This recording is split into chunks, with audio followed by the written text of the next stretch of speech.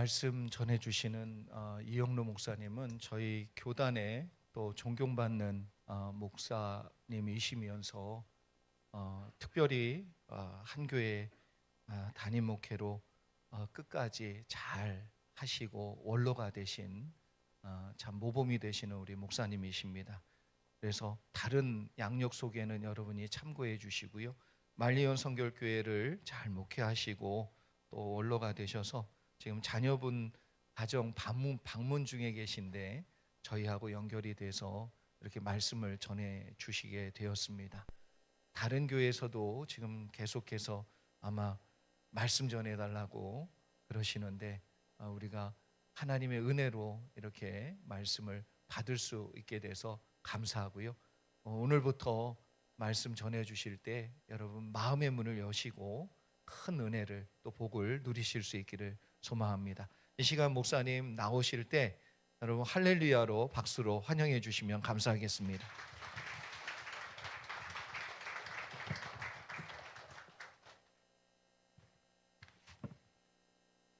이렇게 환영해 주셔서 감사합니다. 여러분 이민 생활이 선교사들과 함께 조국을 떠나서 산다는 것 자체가 스트레스지요. 여러 어려움이 있을 줄로 압니다. 그리고 코로나가 와가지고 또 이게 금방 지나갈 줄 알았더니 오랜 시간 동안 코로나가 있어서 때로는 두려움도 있고 불안함도 있고 그리고 여러 가지 힘들고 사업도 어렵고 장사도 안 되고 이런 상황이죠. 그런 가운데도 여러분 그동안 잘 견디셨습니다. 잘 참으셨습니다. 옆에 있는 분들 인사하겠습니다. 힘드셨죠? 잘 견디셨습니다.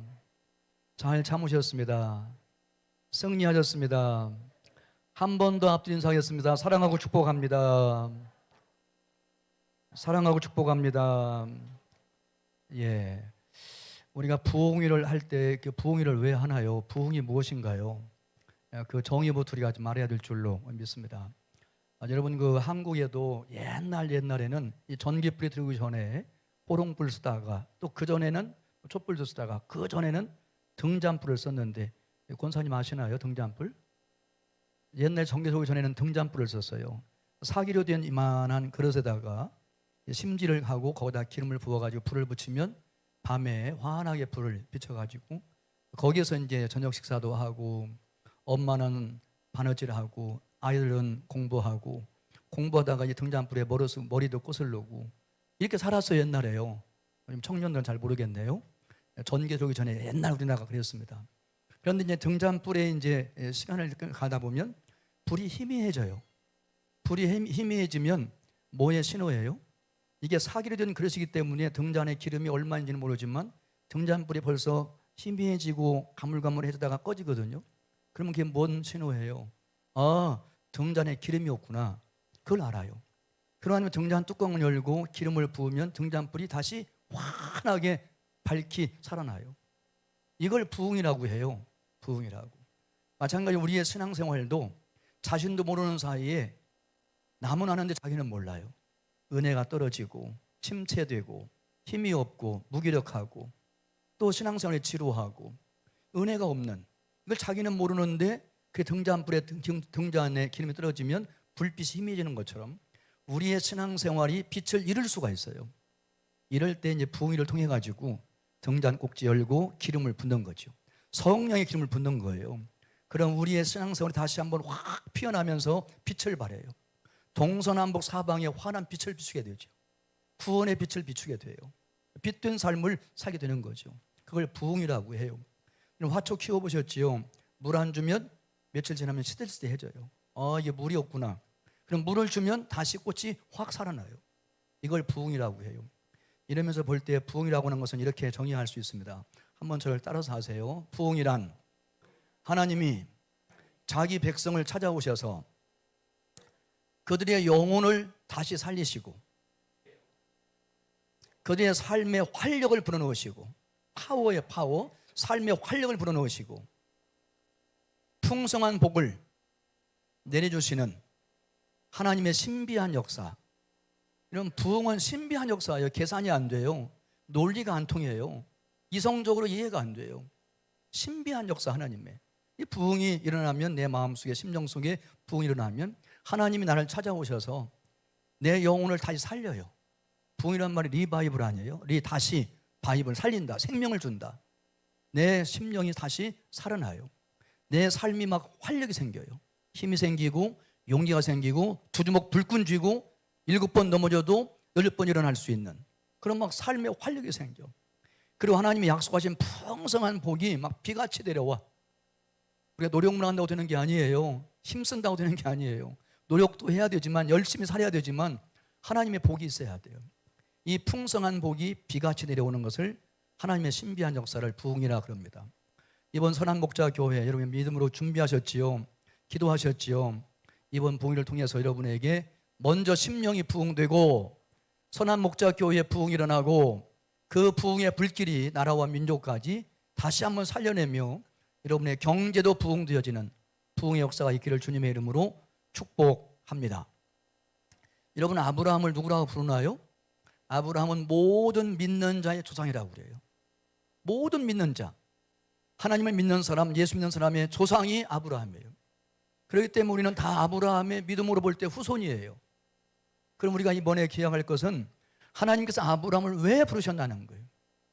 하나님의 아브라함을 왜 부르셨는가? 그 목적을 알면 아브라함의 후손된 나를 하나님이 세상의 많은 사람 가운데 왜 부르셨는가 하는 부르심의 목적을 내가 알 수 있다는 거죠. 이것은 우리가 오늘 저녁 말씀을 듣고 여러분이 평생 붙들고 결국 신앙생활은 그거니까 거기에 계속 돌리면 되는 거죠. 이게요. 신앙생활도 원리, 원칙, 기본, 기초, 잣대, 표준이 중요합니다. 모든 믿는 자의 조상들은 아브라함을 왜 부르셨는가 하는 목적을 이해하고 그걸 통해서 나를 하나님이 세상 많은 사람 가운데 왜 부르셨을까 하는 목적을 이해하면 여러분의 인생을 목적이 이끄는 삶으로 살아갈 수 있고 하나님이 나를 부르신 목적대로 살아가는 것이 인생의 성공이에요. 아멘 안 하시네요. 아멘 하실 때까지 제가 이제 유도를 할 겁니다. 여러분이 설교는 이게 첫 번째는 눈으로 들어야 돼요. 저를 꼭 보여야 됩니다. 그리고 귀로 들어야 돼요. 그럴 뿐 아니라 입으로 들어야 돼요. 입으로 듣는 것을 아멘이라고 해요. 우리가 함께 말씀을 받을 때 아멘으로 받으면 그것이 하나님께 영광이 될 줄로 믿습니다. 네, 잘하시네요. 네. 이렇게 응답을 하시면 제가 빨리빨리 나가요. 이렇게요. 그럼 하나님께서 아브라함을 왜 부르셨을까요? 부르심의 목적이 3가지예요. 첫 번째, 하나님은 아브라함을 구원하시려고 부르셨습니다. 믿으시면 아멘. 뭐 하시려고? 구원하시려고. 하나님의 아브라함을 부르신 첫 번째 목적은 아브라함을 구원하시려고 그래요. 그러면서 하나님께서 뭐라고 오늘 말씀하고 있나요? 성경을 띄웠으면 띄워주세요 좀. 12장 1절 말씀 같이 한번 보겠습니다. 다시 한번 다 같이. 여호와께서 아브라함에게 이르시되 너는 너의 고향과 친척과 아버지 집을 떠나 내가 네게 보여줄 땅으로 가라. 부르실 때 뭐라고 명령하셨어요? 떠나 가라. 너의 고향과 본토 친척 아버지 집을 떠나서 내가 너에게 보여줄 땅으로 가라. 명령이지요. 떠나 가라. 그럼 하나님께서 아브라함을 부르실 때 왜 떠나 가라고 명령하셨을까요? 그 이유가 무엇인가요? 여호수아 24장 2절 말씀 보면 그 이유를 알 수 있어요. 왜 하나님이 아브라함을 부르실 때에 떠나 가라고 하셨을까? 그 이유를 알 수 있다고. 여호수아 24장 2절 말씀 보면 이렇게 되어 있습니다. 찾기 어려우신가요? 거기 보면 아브라함의 아버지가 누구예요? 데라. 아브라함의 아버지 데라가 고향 땅에 있을 때 다른 신들을 섬겼습니다. 다른 신들. 그 말은 우상을 섬기다 그 말이죠. 그럼 하나님에게 있어서 첫 번째 계명이 뭐예요? 내 앞에 우상을 두지 말아라. 두 번째 계명이 뭐예요? 내 앞에 우상을 두지 말 뿐 아니라 그 우상을 섬기지 말아라. 절하거나 거기에 섬기지 말아라. 이게 10계명의 첫 번째, 두 번째 계명이에요. 이것을 어기는 것이 첫 번째, 두 번째 죄예요. 죄예요. 가장 첫 번째 죄가 우상 숭배예요. 그런데 아브라함의 아버지 데라는 고향 땅에 있을 때에 다른 신들을 섬겼다. 강 저편에 있을 때에 다른 신들, 곧 우상들을 섬겼다. 우상 숭배의 죄를 짓고 있었다는 거죠. 죄를 지면 멸망하지요. 죄를 지면 멸망해요. 그러게 아브라함을 그냥 거기 고향 땅에 살게 하면 아버지를 따라서 그가 우상을 숭배하게 될 거라. 그럼 아브라함이 우상 숭배의 죄를 지면 멸망할 거라. 그러기 하나님께서 아브라함을 부르신 첫 번째 목적은 그 죄에서, 우상 숭배의 죄에서 그를 멸망하지 않게 하려고, 죄에서 구원하시려고, 멸망에서 구원하시려고 그를 부르셨다 하는 것이 첫 번째 목적이에요. 다시 한번 물어볼게요. 하나님이 아브라함을 왜 부르셨어요? 구원하시려고. 왜 고향과 친척과 아버지 집을 떠나 내가 너에게 보여줄 정도로 가라 명령하셨나요? 구원하시려고. 죄에서 구원하시려고. 우상숭배의 죄에서 그를 구원하시려고 부르셨다는 거예요. 그럼 하나님은 아브라함을 구원하시려고 부르셨는데 아브라함은 어떻게 구원받았나요? 아브라함이 어떻게 구원받았어요? 창세기 15장 6절 말씀 한번 보겠습니다. 창세기 15장 6절 말씀 성경 보세요. 창세기 15장 6절 말씀 다 같이 찾으셨습니까? 15장 6절 찾으셨으면 아멘. 다 같이 큰 소리로 아브라함이 여호와를 믿으니 여호와께서 이를 그의 의로 여기시고. 죄에서의 구원이 뭐예요? 의예요. 죄의 반대말이 의지요. 그런데 어떻게 하나님은 아브라함을 의롭다고 하셨나요? 믿을 때. 그러니까 하나님은 아브라함을 죄에서 구원하시려고 부르셨고, 부름받은 아브라함은 하나님을 믿음으로 말미암아 죄사함 받고 의로 여기심을 받게 되었다. 의로 여긴다는 말은 너가 죄가 있지만 내가 너 죄를 용서하고, 너가 죄를 짓지 아니한 사람처럼 내가 너를 간주하고 대우하고 예우를 해주겠다. 이것이 의예요. 이것이 의예요. 이것이 죄에서의 구원이에요. 죄사함 받은 사람을 의롭다고 그래요. 여러분, 이 사실을 사도 바울은 로마 교회에 보내는 편지 로마서 3장, 4장, 5장 말씀을 걸쳐서 사도 바울은 구원론을 펼치면서 이 말씀을 인용합니다. 너희가 믿음으로 말미암아 의롭다함을 얻었나니. 영어로 하면 justification by faith. 믿음으로 말미암아 의롭다함을 얻었다. 한문으로 하면 이신득의. 이신 믿음으로써 득의 의를 얻었다. 이신칭의 믿음으로써 너가 의롭다고 칭함을 받게 되었다. 이걸 구원이라고 해요. 믿으시나요? 그럼 여러분 구원 받으셨나요? 구원 받으셨어요? 로마서 3장, 4장, 5장 말씀에서 사도 바울이 자기의 구원론을 펼치면서 창세기 15장 6절 말씀을 확장시켜요. 아브라함을 예로 들어 설명해요. 우리가 다 죄가 했어요. 의인은 없나니 한 사람도 없어요. 모든 사람이 죄를 범하였기 때문에 하나님 앞에 나갈 수가 없어요. 우리 다 죄인이에요. 죄 없다 하면 우리가 거짓말쟁이가 되는 거죠. 다 죄인이에요. 구원받아야 할 필요가 있다 그 말이죠. 그냥 우리가 어떻게 구원받느냐, 죄의 문제 해결하느냐, 죄사함 받느냐, 그리고 하나님 앞에 어떻게 의롭다함을 얻을 수 있느냐, 오직 믿음이에요. 이 구원을 하나님과 그 은혜로 시작했어요. 하나님이 그 은혜와 사랑으로 그 구원을 시작하셨다고. 예수님이 십자가를 통하여 그 구원을 이루셨어요. 성령님께서 하나님이 계획하신 그 구원을 그 아들 예수님이 이 땅에 오셔서 우리를 위하여, 우리 죄를 위하여 십자가에 피 흘려 죽으심으로, 그의 피값으로 우리의 죄값을 대신 지불하시고 우리를 값주고 사주심으로 우리가 구원받았다. 오직 믿음으로만 구원받는다 하는 사실을 로마서 3장 5장까지 말씀에서 자세하게 설명을 해주세요.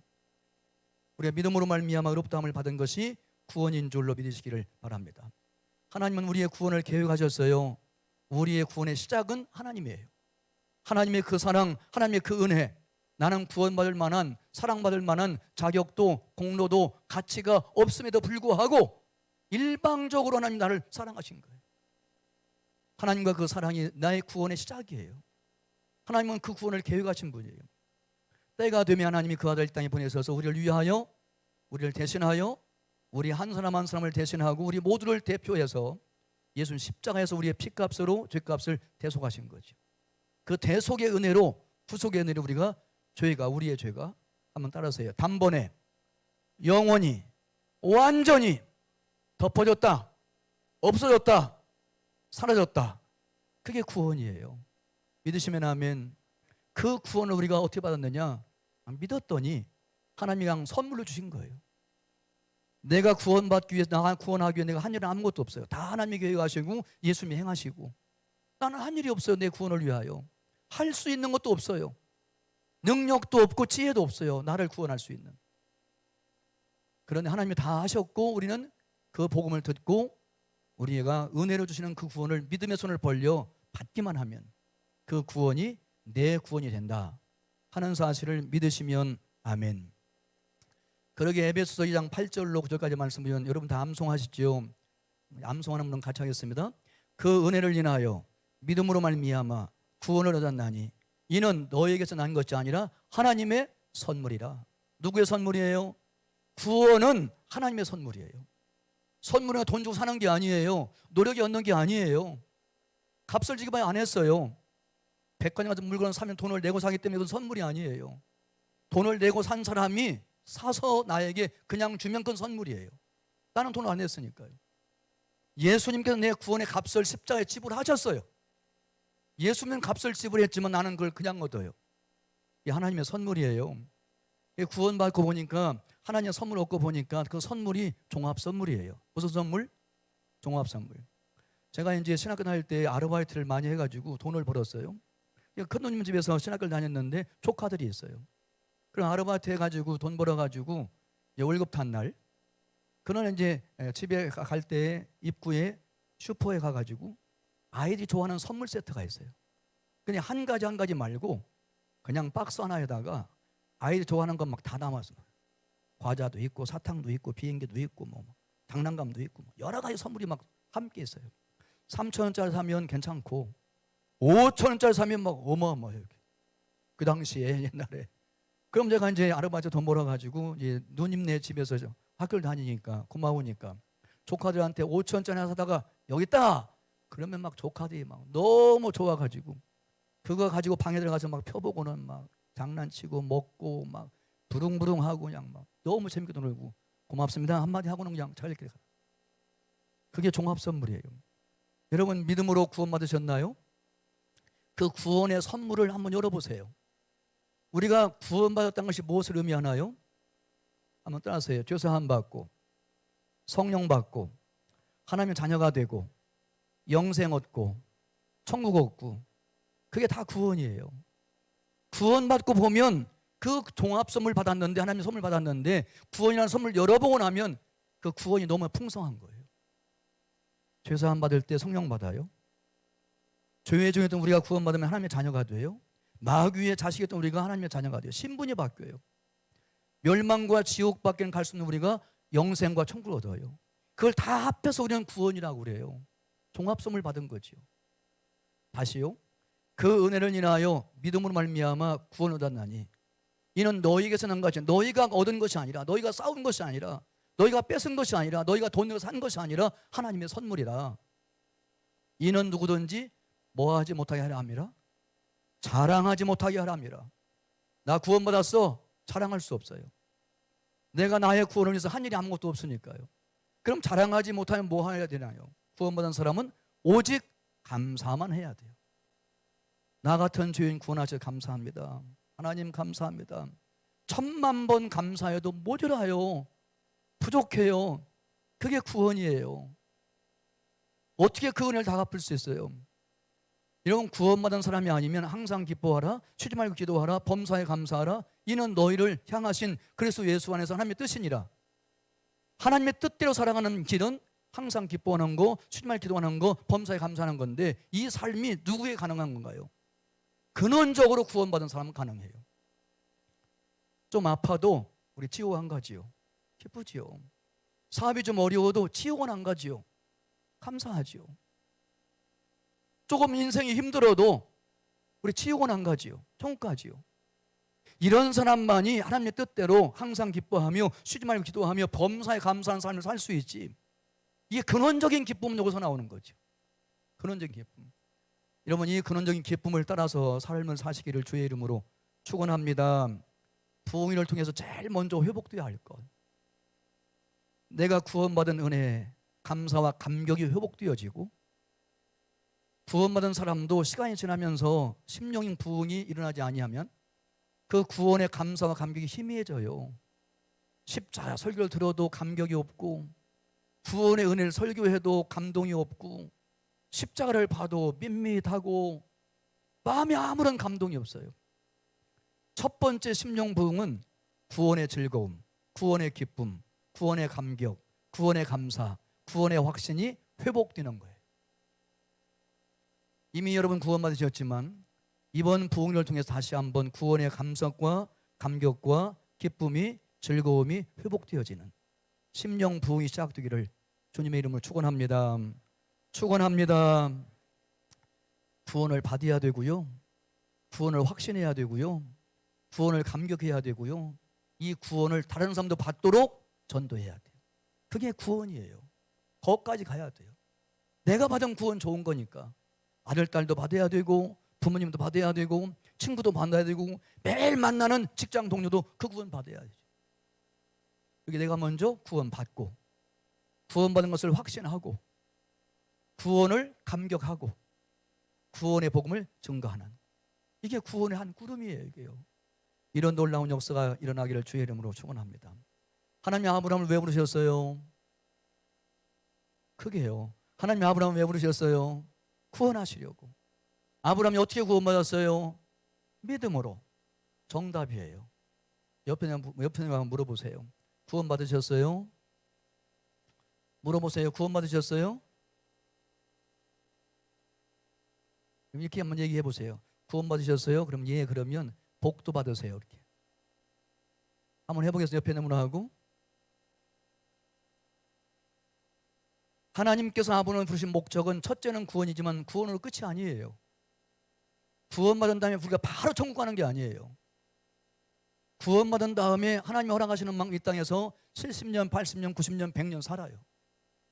그럼 구원받은 사람이 하늘나라 가는 그날까지, 구원이 완성될 때까지 이 땅에 사는 동안은 어떻게 살 것인가? 복 받고 살아야 돼요. 복 받고 살아야 돼요. 그러니까 하나님이 아브라함을 부르신 두 번째 목적, 하나님이 나를 부르신 두 번째 목적은 복을 주시려고 해요. 제가 물어볼게요. 하나님이 아브라함을 왜 부르셨나요? 구원하시려고. 하나님이 아브라함을 왜 부르셨나요? 복 주시려고. 믿으시면 아멘. 2절 말씀 같이 한번 읽겠습니다. 금방 읽었던 2절 말씀 다 같이. 내가 너로 큰 민족을 이루고 너에게 복을 주어 내 이름을 창대하게 하니 너는 복이 될지라. 여기 1절 말씀 끝에 보면 뭐라고 그랬나요? 내가 너에게 보일 땅으로 가라고 했고, 7절 8절 말씀 보면 그 땅을 내 자녀에 주리라고 그랬어요. 하나님께서는 우리를 구원하시기 위해서 부르셨는데 구원받은 사람이 복도 받게 하시려고 부르셨어요. 하나님이 약속하신 복이 세 가지예요. 땅은 물질의 복이에요. 땅은 무슨 복? 물질의 복. 여기 2절 말씀 보면 큰 민족을 이루겠다. 여기 큰 민족은 숫자도 많지만 영어 성경 보면 그레이트예요. 그레이트. 위대한 민족. 숫자도 많은 큰 민족이지만 숫자만 많다고 중요한 게 아니고 질적으로 위대해야 돼요. 위대한 민족을 이루게 하겠다. 너로 하여금 자녀의 복, 자녀의 복, 자녀의 복. 세 번째, 내 이름을 창대하게 하겠다. 이게 뭐예요? 명예의 복. 이 하나님의 아브라함을 부르셔서 먼저 구원하시고 구원으로 끝내지 않고 이 땅에 사는 동안에 필요한 세 가지 복을 약속했어요. 땅, 물질의 복, 큰 민족, 자녀의 복, 이름을 창대하는 거, 명예의 복. 이거 싫은 분 있나요? 모든 사람이 공통적으로 원하는 것들이지, 필요한 것들이죠. 하나님께서는 이 복을 약속하신 거예요. 여러분, 이 세 가지를 내 노력만 갖고 얻을 수 있나요? 내 계획대로 되던가요? 내 뜻대로 되던가요? 다 원하지만 내가 아무리 노력해도 내 노력은 한계가 있어요. 우리의 노력은 한계가 있어요. 그래, 노력으로만 살지 마시고 은혜로 사셔야 돼요. 아멘. 노력으로만 살지 말고 하나님의 복을 받아야 돼요. 노력은 필요하긴 하지만 충분하지 않아요. 이 세 가지를 얻기 위해서 우리가 최선을 다해 노력해야 되죠. 열심히 노력해야죠. 그러나 노력은 한계가 있어요. 이걸 넘어서는 것은 다 하나님이 복을 주셔야 돼요. 그러게 은혜로 살기를, 하나님의 축복으로 살기를 주의 이름으로 축원합니다.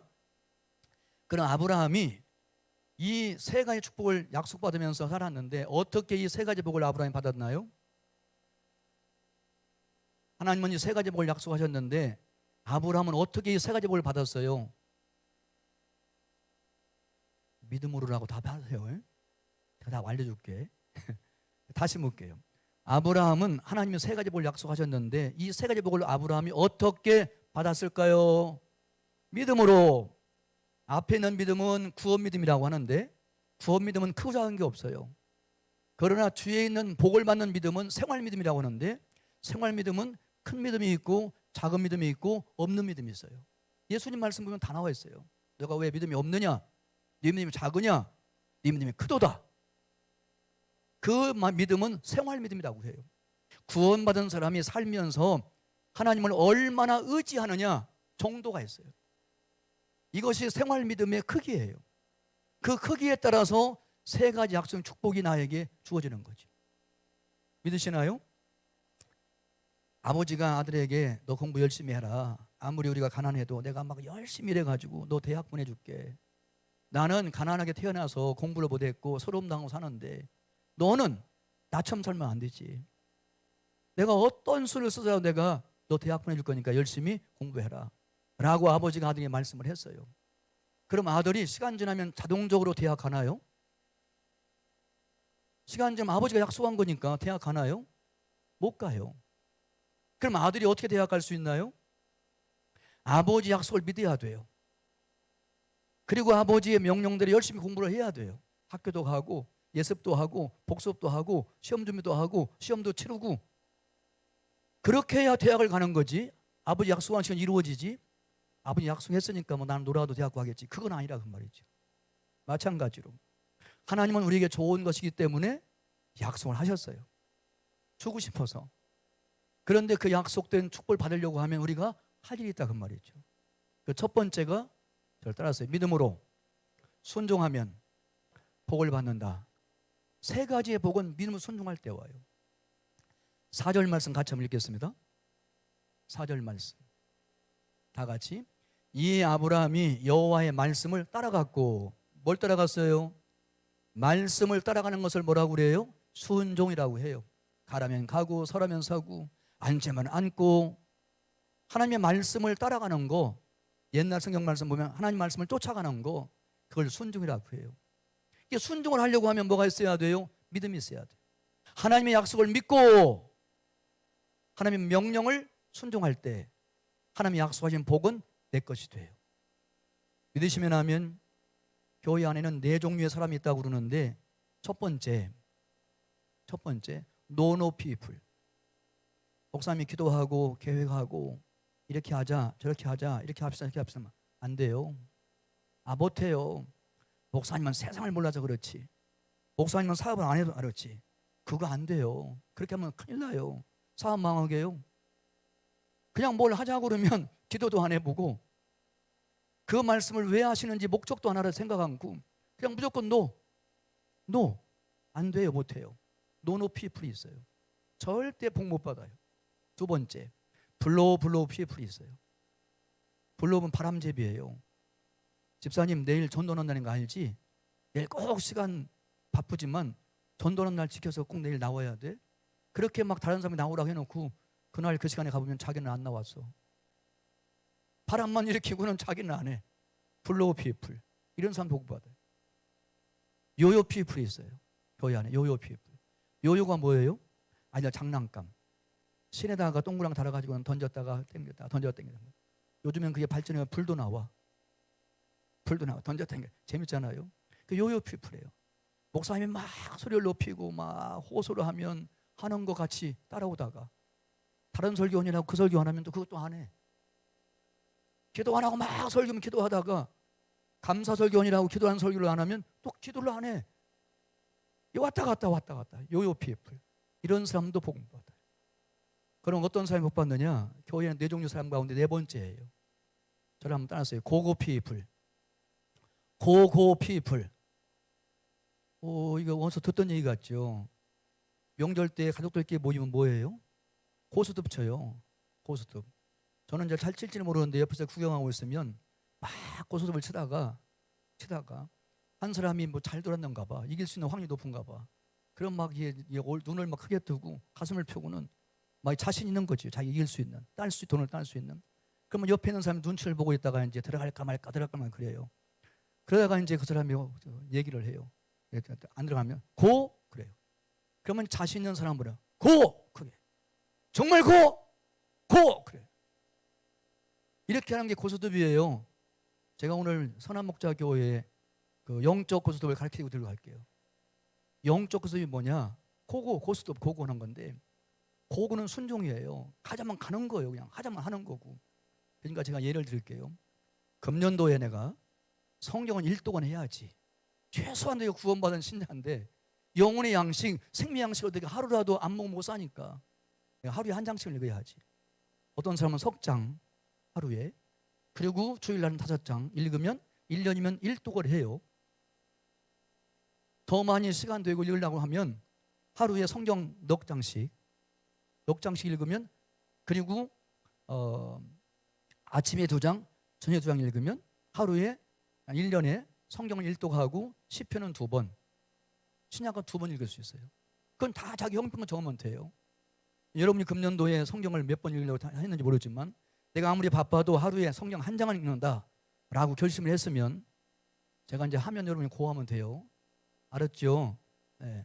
내가 하루에 한 장 성경 읽기로 했다 그러면 비가 와도 고습할 때 보면 고하는 사람 없어요. 막 힘을 다해가지고 막 핏대를 좀 올려가면서 그냥 막 침이 튀길 만큼 막 세게 해야 이길 건데, 지금 해가 잘 들어왔는데.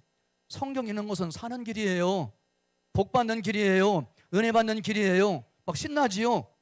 그러면 좀 세게 해야죠. 하루에 한 장씩 성경 읽기로 했으면 비가 와도, 눈이 와도, 힘들어도, 피곤해도, 죽어도 강사가 목소리했네. 여러분이 목소리해야 되는데. 그걸 고고 피플이라고 그래요. 약속을 믿고 명령에 순종하면 반드시 3가지 복이 와요. 그러니까 거기는 항상 하나님 말씀에는 고만 있어야 돼요. 하나님이 하라고 한 것은 좋으니까 하라고 한 거예요. 하나님이 하지 말라고 한 것은 안 좋으니까 하지 말라고 한 거예요. 부모님들 아시지요? 사랑하는 자녀들에게 좋은 거니까 이거 해라, 저거 해라, 이거 해라 그러는데 자녀들은 뭐라고 그래요? 잔소리라고 해요. 부모님들은 그것이 자녀에게 좋은 거니까 하라고 그래요. 안 좋은 건 하지 말라고 그래요. 자녀들은 잔소리라고 하지만 쉬지도 않아요. 지치지도 않아요. 왜요? 자녀를 사랑하니까요. 100번 똑같은 말 해도 부모는 지루하지 않아요. 그렇게 해야 좋으니까요. 부모도 그러는데 하나님 아버지는 우리를 더 사랑해요. 부모님이 나를 사랑하면 더 사랑해요. 그 하나님께서 얼마나 잘하세요. 내 인생에 그게 좋으니까 하라고 했으니까 하면 되는 거고, 하지 말라고 한 건 나쁘니까 하지 말라고 한 거니까 무조건 하나님 말씀에는 고. 힘들어도 여러분이 해요. 이제 힘들어도, 피곤해도, 눈이 와도, 비가 와도, 아파도, 죽어도 하시라고. 그게 순종이에요. 2번째, 하나님이 약속하신 복을 받는 2번째는 뭐냐? 믿음으로 제단을 쌓으면 복을 받습니다. 아멘 안 하시는 거 봐 또. 믿음으로 단을 쌓으면 복을 받아요. 7절 같이 읽습니다. 다 같이 시작.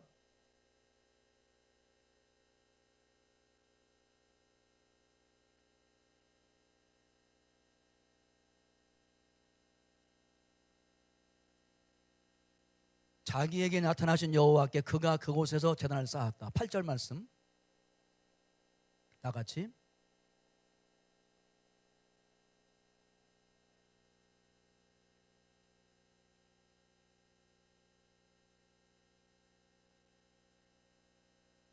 제가 이제 그 창세기 12장, 13장, 15장 쭉 읽으면서 보면 제단 쌓았다는 얘기를 쭉 찾아서 이 제단은 어떤 제단일까?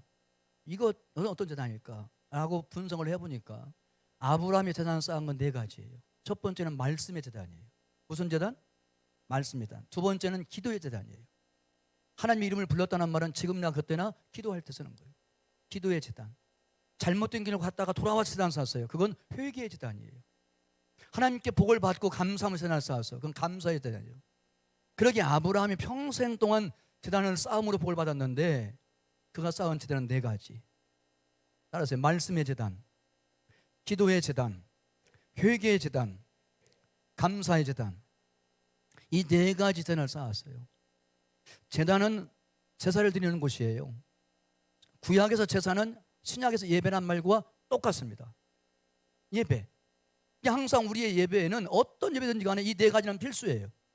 말씀이 있고, 기도가 있고, 회개가 있고, 감사가 있어야 돼. 감사한 마음을 받은 걸 받았다고 말하는 게 감사예요. 감사. 받은 걸 받았다. 구원받았으니까 구원받았으니까 감사합니다. 은혜 받았으니까 감사합니다. 기도 응답하니 감사합니다. 병 고침 받았으니 감사합니다. 받은 것을 받았다고 하는 것을 감사해요. 근데 그 감사를 찬양으로 표현하면 감사 찬양, 노래로 표현하면, 그 감사를 기도로 표현하면 감사 기도, 그 감사한 마음을 물질로 표현하면 감사 헌금. 다 감사해요. 그게요. 찬양도 감사해요. 시편 읽어보면 감사시가 찬양시예요. 동의어예요. 같이. 이 네 가지 생사는 거예요.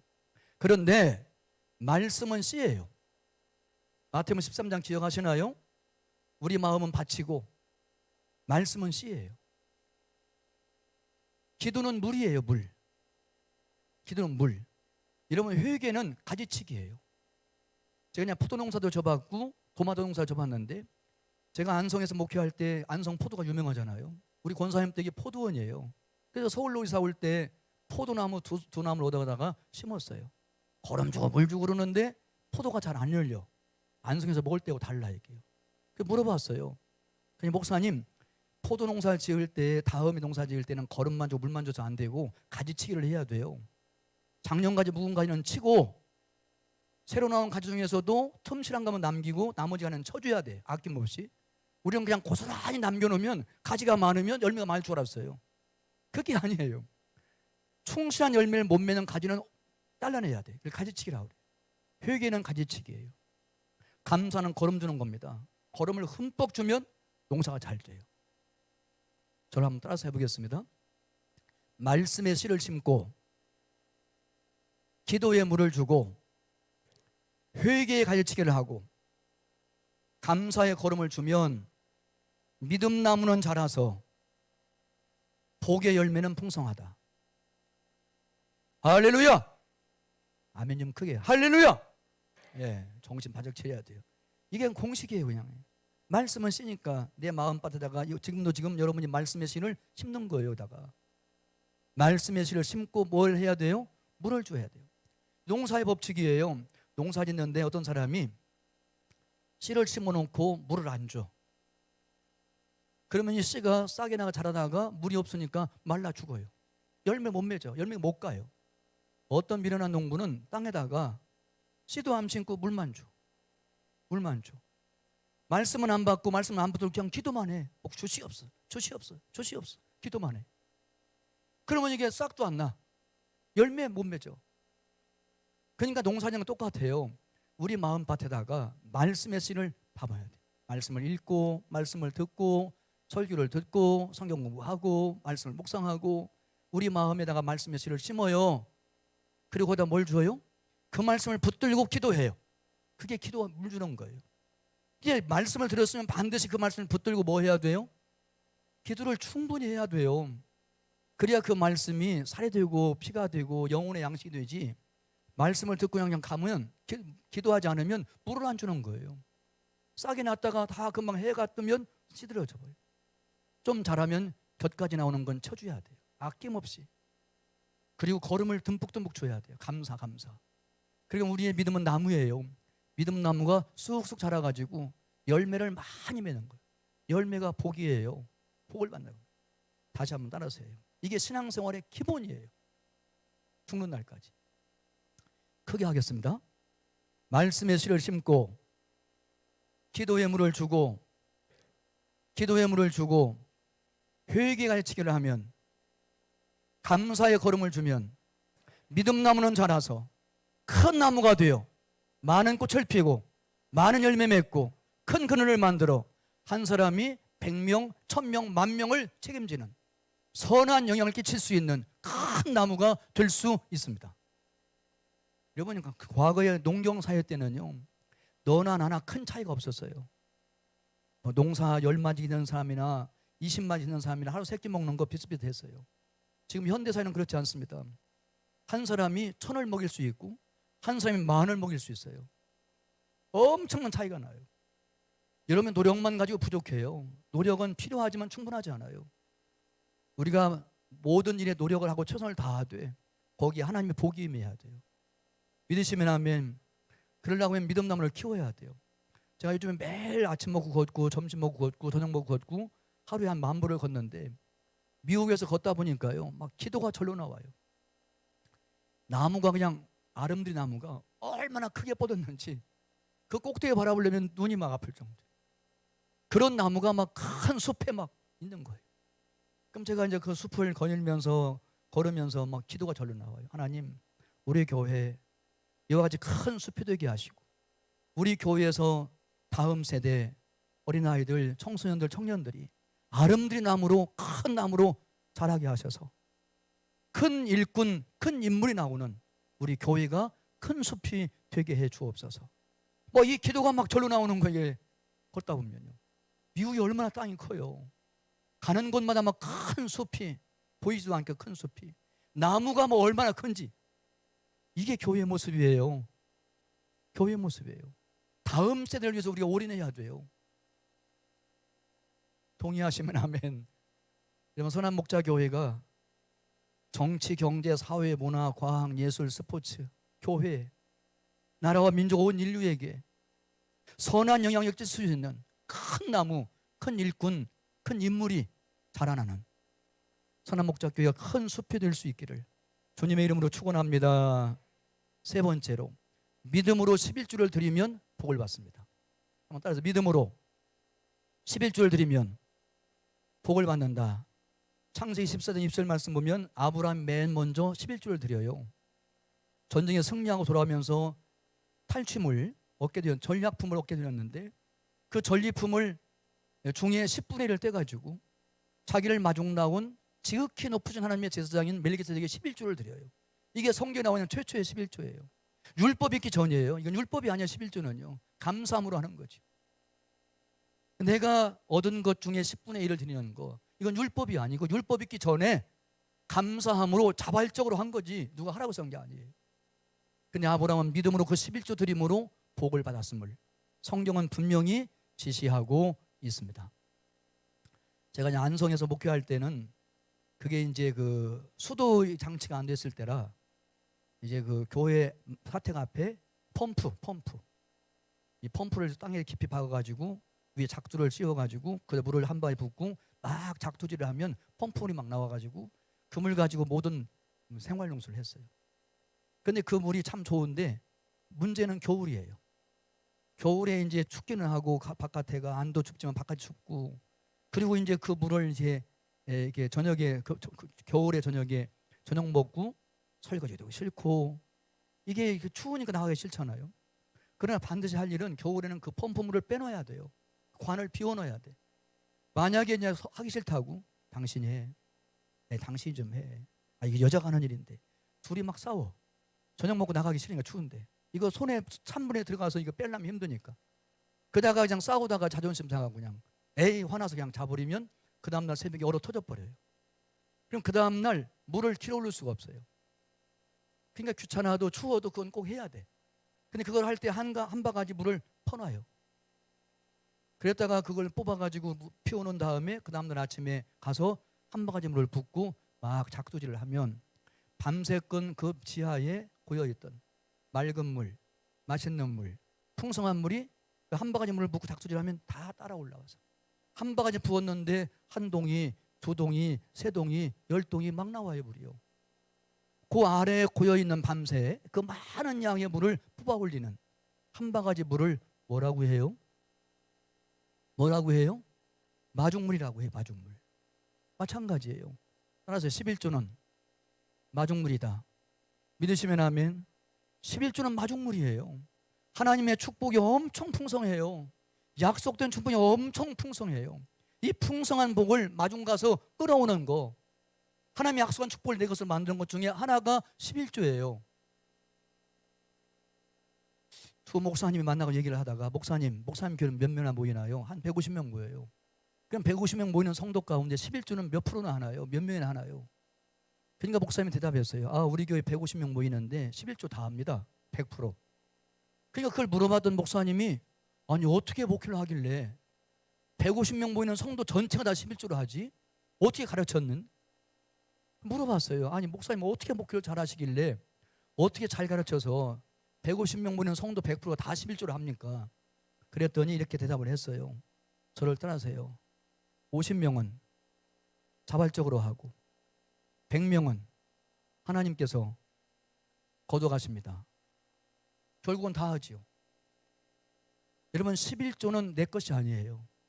성령 말씀에 분명히 이건 하나님의 것이라고 되어 있어요.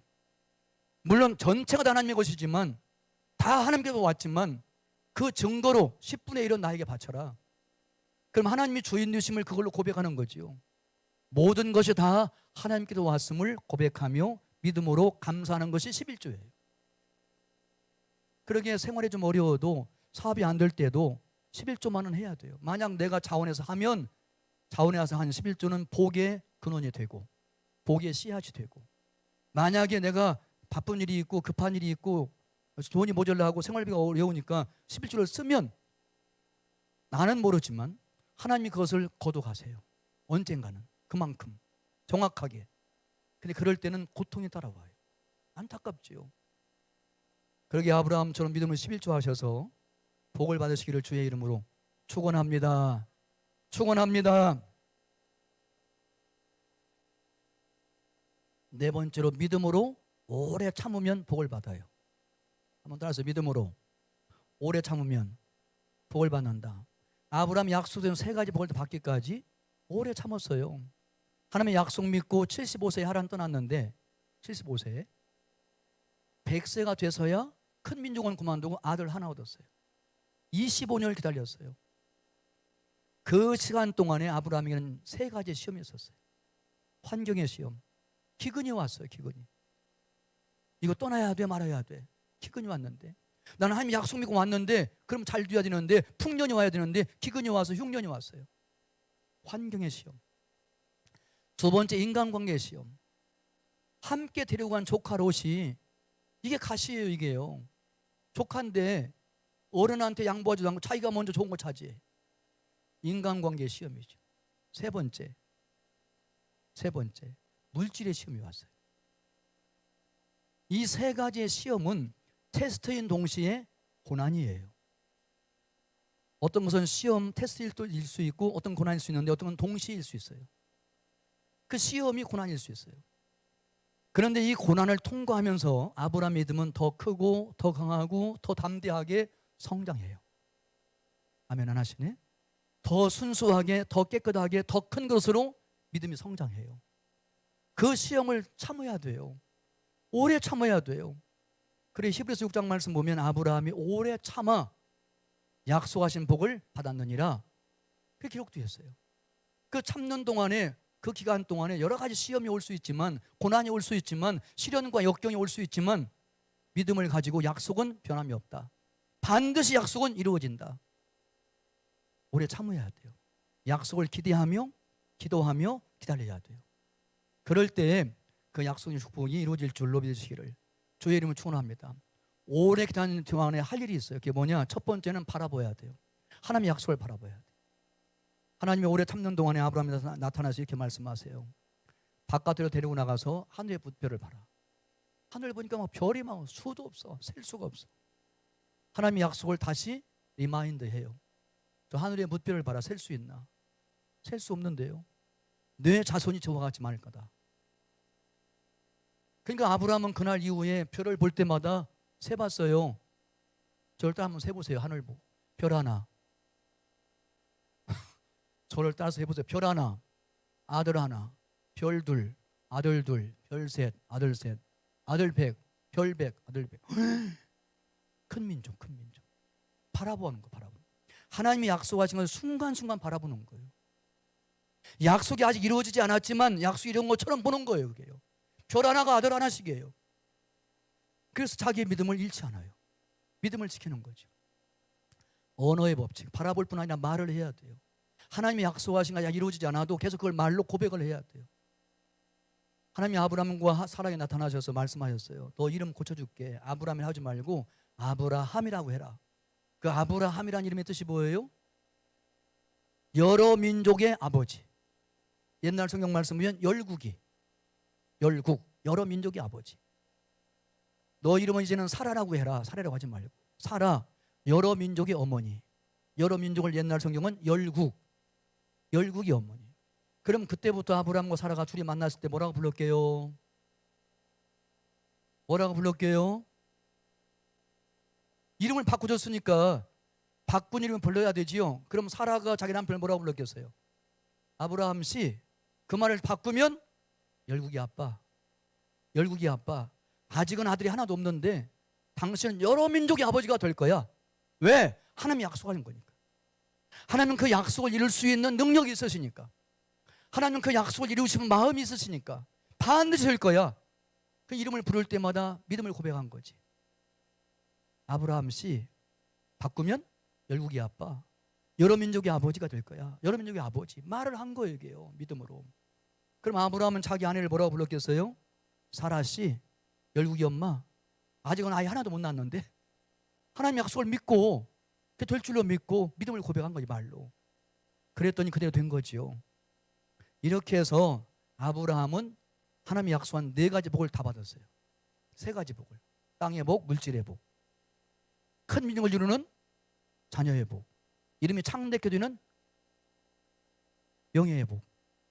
오늘날 교회 다니는 사람 중에 아브라함 모르는 사람 있나요? 없어요. 다 알아요, 이름을요. 그래 본받기 원하고요. 땅의 복과 물질 다 받았죠. 그런데 복을 받는 것도 중요하지만 더 중요한 게 있어요. 그게 뭘까요? 복 있는 사람이 되는 거예요. 아멘? 뭐가 되는 거예요? 복을 막 약속 붙잡고 기도하고 약속 붙들고 순종하여 복 받고 이걸 계속하는 것보다도 아예 내가 복 있는 사람이 돼버리면 만사? 여러분이 좀 해요. 만사? 그냥 다 잘 되는 거예요. 저는 이제 비행기를 탈 때도 항상 그렇게 기도합니다. 하나님, 제가 하나님의 종이지요. 저 복 있는 사람이지요. 이 비행기의 수백 명은 오늘 나 때문에 미국의 안전에 도착할 겁니다. 여러분 모두는 나 때문에 복을 받습니다. 나는 복덩어리예요. 나는 비행기를 타도 나와 함께 탄 비행기는 절대 떨어지지 않을 거고. 아멘 안 하시는 거 봐. 그런 저는 확신이 있어요. 제가 이제 음식에 들어가면 오늘 당신들은 나 때문에 대박 날 거야. 내가 음식에 밥 먹고 난 뒤에 손님이 많이 올 거라 아마. 내가 복덩어리인데 내가. 복 있는 사람인데 내가. 이런 복을 받는 것보다 더 중요한 건 복 있는 사람이 되는 거야. 복 있는 사람이 어떻게 되느냐? 이렇게 돼요. 내가 감사하면 복 받지요. 그럼 내가 감사의 사람이 되려고 하면 감사를 마음에 품는 거예요. 감사해야지. 마음을 먹어요. 생각을 해요. 한번 따라하세요. 1g의 순종이 1톤의 생각보다 무겁다. 믿으시나요? 아무리 생각해도 안 돼요. 1톤의 생각이 1g의 순종만 못해요. 그러니까 내가 감사해야지. 감사해야지. 처음에 이제 생각을 해요. 마음 먹어요. 그 다음에 반복을 해요. 아침에도 감사, 점심에도 감사, 저녁에도 감사. 계속 사사건건마다 감사해요. 왜요? 범사에 감사라고 했으니까요. 그럼 감사할 마음을 먹고 생각만 그치지 않고 그걸 계속 반복을 해요. 반복. 말로 감사합니다. 감사 기도, 감사 찬양, 감사 헌금. 계속 감사를 반복을 해요. 그럼 그 감사가 뭐가 돼요? 습관이 돼버려요. 뭐가 돼요?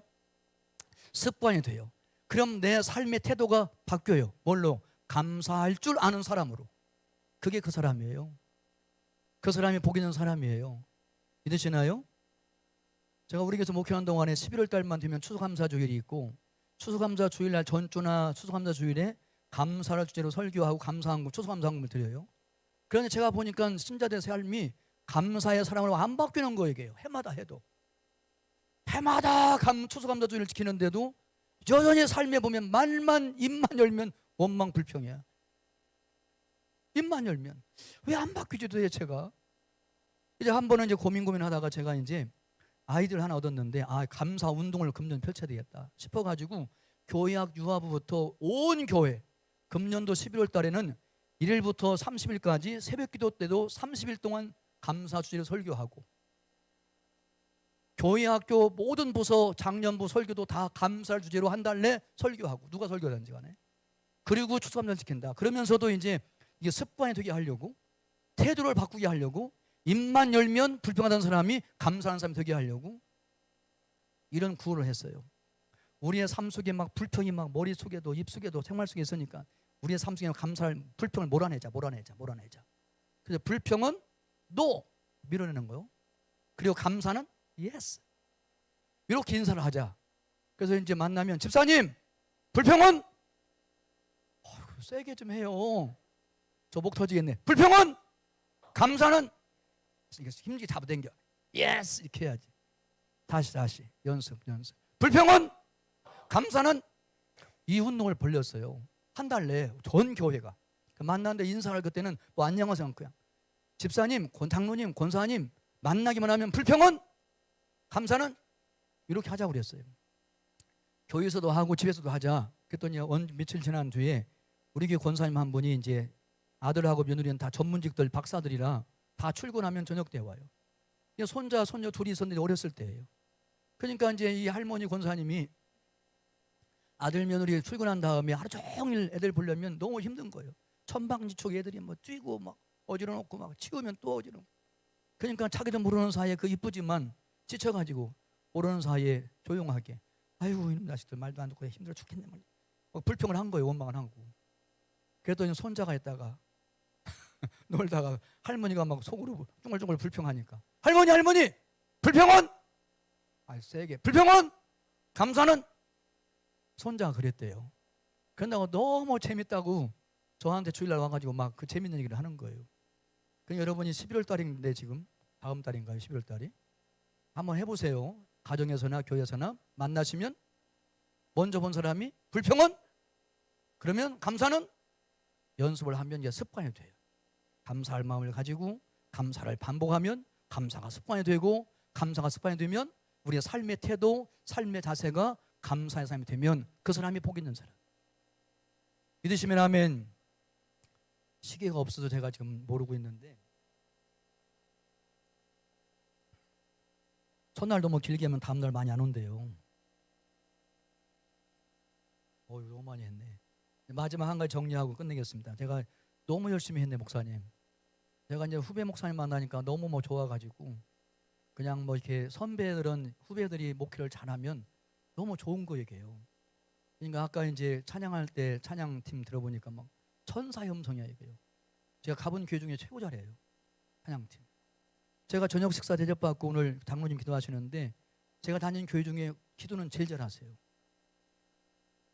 제가 후배 목사님들 많이 만나는데 이번에 처음 만났어요. 사실은요. 따져보니까 이렇게 다 얽히고 설켰는데 처음 만났는데 제가 한 몇 번 만나면서 대화하는 동안에 막 느낌이 와요. 야 진실하고 성실한 목사님이구나. 야 온유하고 겸손한 목사님이구나. 야 선한 목자교회는 행복하겠다. 성도들은 목사님 잘 만나야 행복해요. 근데 그게 막 느껴져요. 본인은 말 안 해도 느껴져요. 이게 진실하고 성실한 목사인 게 온유하고 겸손한 목사님인 게 막 저는 막 느껴져요. 한 두세 번 만났는데도 맞죠? 그래서 제가 열심을 다하는 거예요 지금. 저도 빨리 끝내면 요령이 피우려면 빨리 끝내고 내일 더 많이 오게 해야 되는데 다 알면서도 잠 조금 늦게 주무시면 되지 뭐. 조금만 더 할게요. 세 번째로 아브라함 하나님 왜 부르셨어요? 구원하시려고. 왜 부르셨어요? 복 주시려고. 여러분 구원 받으셨지요? 복도 받으세요. 그게 끝이 아니에요. 또 하늘나라 가는 그날까지 우리의 신앙생활은 다른 게 아니에요. 구원받고 복받고. 그다음 세 번째 복이 될지라. 뭐가 될지라? 복이 될지라. 이 복이 될지라는 말을 옛날 성경 말씀에는 복의 근원이 될지라. 이 근원이란 말은 복의 샘물을 말해요. 아프리카 언어로는 이 근원이란 말을 번역을 못해가지고 아프리카 언어에서는 복의 샘물이 될지라 샘물이란 말로 그걸 번역을 했다고 그래요. 우리나라 근원이란 말이 어려운 한자 말이니까 샘물. 더 쉬운 말로 하면 통로란데 통로. 복의 통로가 될지라. 구원받은 나로 말미암아 많은 사람이 구원받고 구원의 통로가 되는 거죠. 복을 받은 나로 하여금 많은 사람이 성공하고 행복해지고 풍성해지고 부유해지고 성공하고 이게 복을 내가 나눠주는 거죠. 나 때문에 그 사람이 복받게 하는 거죠. 나 때문에 너가 행복해지게 하는 거죠. 그게 복의 통로, 복의 샘물이에요. 이것이 세 번째로 아브라함을 부르신 목적이에요. 그럼 이것은 나를 부르신 목적과 동일하다는 거죠. 다시 물을게요. 하나님께서 세상에 많은 사람 가운데 나를 왜 선택해서 나를 부르셨을까? 나를 부르신 목적 세 가지. 첫 번째 뭐 하시려고? 구원하시려고. 두 번째 뭐 하시려고? 복 주시려고. 세 번째 뭐 하시려고? 복이 되게 하시려고. 우리가 먼저 받은 구원과 복에는 목적이 있어요. 의미가 있어요. 뜻이 있어요. 그게 무엇일까요? 내가 먼저 구원받는 것은 나만 구원받고 끝나는 것이 아니라 나 때문에 내 가족이 구원받고 내 부모, 내 자녀, 형제, 자매, 이웃, 직장 동료, 상사, 아랫사람. 먼저 구원받는 나에게는 목적이 있어요. 나를 먼저 구원하신. 전도, 영혼 구원, 선교, 이거 하라고. 나를 통해서 수십 명, 수백 명, 수천 명이 구원받게 하시려. 나를 먼저 구원한 거지. 내가 그들보다 더 이뻐서가 아니에요. 더 잘나서가 아니에요. 나 구원받을 만한 자격 없어요. 가치 없어. 근데 왜 나를 먼저 구원하셔서 하나님 자녀 삼으셨느냐? 세 번째는 나를 통해서 많은 사람 구원하시려고. 하나님이 나에게 왜 먼저 이와 같이 많은 복을 주셨느냐? 빈손 들고 왔는데 너무 많아 지금 가진 게요. 빈손 들고 온 나에게 너무 많아. 다 하나님께서 온 거예요. 그럼 왜 나에게 복을 주셨느냐? 나를 통해서 많은 사람이 복받게 하시려고. 믿으시면 아멘. 여러분, 이게 우리의 신앙생활 평생의 과정이에요. 보세요. 저 손을 잘 보셔야 돼요. 나로 시작해요. 나 구원받고 복받고 복이 되고. 나 때문에 더 많은 사람이 구원받고 복받고 복이 되고. 나 때문에 더 많은 사람이 구원받고 복받고 복이 되고. 나보다 더 많은 사람이, 이 손이 더 커져요 지금, 구원받고 복받고 복이 되고. 넓혀지면서 올라가는 거죠. 그게 우리의 신앙생활이에요. 이게 죽는 날까지 하늘나라 가는 날까지 우리의 신앙생활 구조예요 이거요. 여기다가 매주 예배드리고 말씀드리면서 살을 붙이고 해서 풍성한 것 뿐이지, 구조, 뼈대는 그거예요. 구원받고 복받고 복이 되고, 점점 더 넓혀서 나 때문에 더 많은 사람이 구원받고 복받고 복이 되고, 넓혀지면서 올라가면서.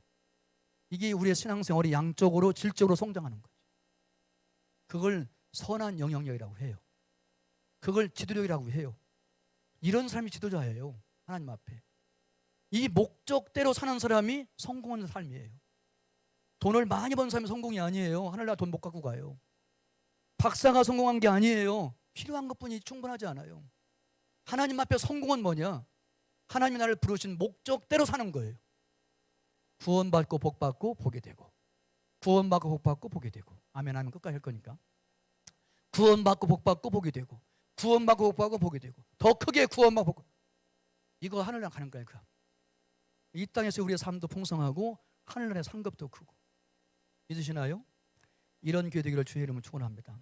산수 한번 해보겠어요. 200일은 얼마예요?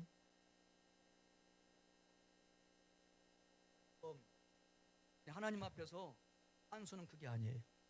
200일은 3이에요. 우리가 유치원 때부터 200일은 이런 일이다. 엄마가 시장에 사과 2개 사왔어요. 하나는 너 먹고 하나는 형 주라고 했어요. 형 하나 주면 몇 개 남았지요? 하나요. 이게 유치원 선생님들이 맨날 가르치는 산수예요. 200일은 1이다. 그러니까 이게 변하지 않아. 평생 동안 200일은 1인 줄 알아요. 내게 있는 거 하나 주면 하나만 남고 내가 부족하다, 모자란다, 적어진다 생각해요. 하나님 앞에서는 그렇지 않아요. 하나님께 2개 받은 거 하나를 남줘. 복되게 하려고. 그의 필요를 채워줘. 나눠줘.